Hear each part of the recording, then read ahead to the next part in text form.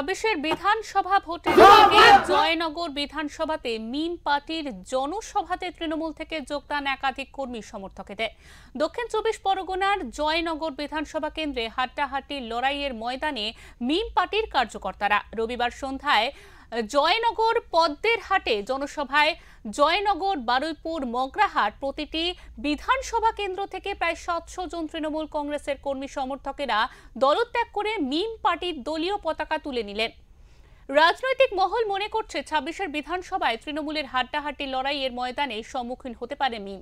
উপস্থিত ছিলেন মিম রাজ্য সভাপতি ইমরান সোলাঙ্কি সাহেব,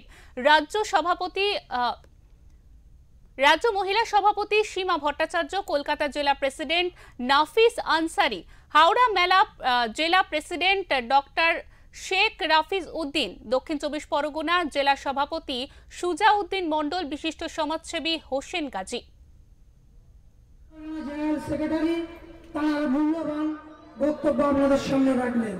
আজকে আপনারাও দেখতে পেয়েছেন জয়নগর বিধানসভায় বিভিন্ন অঞ্চল থেকে তৃণমূলের বড় বড় নেতারা আজকে তারা ১০০, কেউ ২০০, কেউ ১৫০ এরকম কর্মী নিয়ে আমাদের এআইএমআইএম পার্টিতে জয়েন করলেন। যারা জয়েন করলেন আগামী দিনে প্রত্যেকটা কর্মীকে একটাই বার্তা দিতে চাই, বাংলার যে দুর্নীতি, বাংলার যে শোষণ, বাংলার মানুষকে নিয়ে যে রক্তের হোলি খেলছে, আগামী দিনে আপনাদের এই সমস্ত দুর্নীতি আমরা বন্ধ করিয়ে তবেই ছাড়বো, এটা আপনারা মাথায় রাখুন। জয়নগর বিধানসভায় আমরা ইতিপূর্বে এখানে ৭ বছর আমাদের সংগঠন চলছে। আগামী বিধানসভা নির্বাচন ২৬-এর তার একটা ছোট্ট ট্রেলার আমরা দেখালাম। এখানে যে হাজার হাজার মানুষ যে এমআইএমকে চায়, ব্যারিস্টার আসাদুদ্দিন ওয়াইসি সাহেবকে চায়, বাংলায় মিমকে চায়, মমতাকে আর চায় না, তৃণমূলকে আর চায় না, তার প্রমাণ দিল।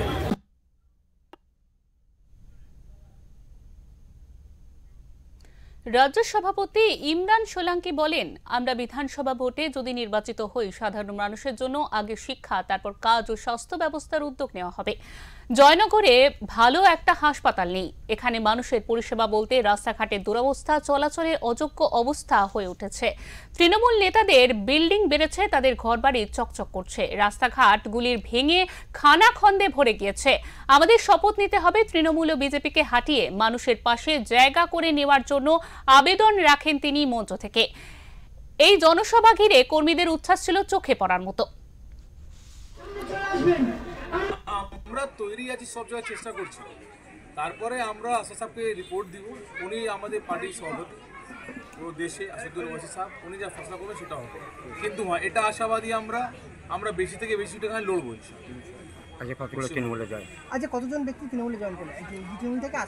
আজকে অনেক জায়গা থেকে লোক এসে আছে। জয়নগর প্রোগ্রাম আছে, এই জয়নগর পুরো বিধানসভা, এটা বারুইপুর বিধানসভা থেকে লোক এসছে, জয়নগর থেকে ডায়মন্ড থেকে এসছে, সবাই এসে মগরাট পশ্চিম, মগরাট পূর্ব থেকে এসছে, জয়েন করেছে, অনেক লোক যোগ দিয়েছে। এখন আমাদের পার্টির প্রস্তুতি খুব ভালো, মানুষ বুঝতে পেরেছে আজকে ওয়াকফের জন্য কে লড়াই লড়ছে। আসাদুদ্দিন ওয়াইসি, আমাদের মসজিদ বাঁচানোর লড়াই, আমাদের মাদ্রাসা বাঁচানোর লড়াই, এটা কে লড়ছে? আমাদের কবরস্থান বাঁচানোর লড়াই এই আসাদুদ্দিন ওয়াইসি লড়ছে। মানুষ বুঝতে পেরেছে। 26 में एआईएमआईएम को वोट करेंगे, एमआईएम को साथ देंगे, इंशाल्लाह जयनगर के अंदर एक अच्छा सरकारी अस्पताल बनेगा। हम लोग नहीं चाहेंगे। पिछले 15 साल से हम लोग ममता बनर्जी को ढो रहे हैं, वोट हम करते हैं, बीजेपी को हम हराते हैं, और ऐसे में ममता बनर्जी आराम करती है और बिजली जयनगर का करता है। अब ये नहीं चलेगा। अगर बीजेपी को हराने से मुसलमानों का फायदा है तो वो फायदा हमें क्यों नहीं दिख रहा है? बीजेपी को हराने से हमें स्कूल क्यों नहीं मिल रहा? बीजेपी को हराने से हमें अस्पताल क्यों नहीं मिल रहा? लेकिन इस बार बीजेपी को भी हराएंगे और स्कूल